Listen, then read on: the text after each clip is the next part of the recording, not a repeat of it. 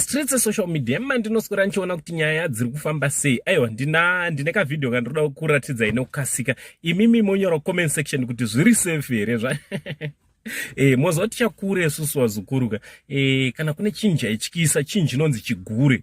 Zvigure zvaityisa wazukuru zvekuti waiti ukazviona zvichiuya sporo yawairova nevanhu vakuru vaitotiza, but zviri kutenderera mazuva ano izvi mukambozuma mudz meno handiti zviri kungotenderera izvi ameno zvekwenyu.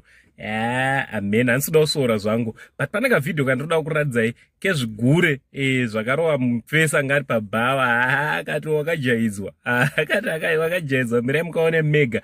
What do you think about culture yegure? Handiti culture yegure inobva kwana Malawi koko neZambia. Handiti masquerade zviri kwese I believe. Nekuti kana kunana Nigeria zviriko futi handiti masquerade zviri kwese. So it's our African culture handiti.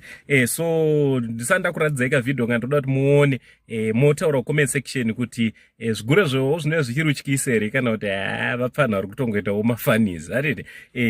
Usati wasubscribe, turn on your notification bell so that every time we upload a video you'll be notified. Zviri kwese kwamuri vazukuru vasekuru Saint. Kavidhio kanotera tonyora comment section. Much love.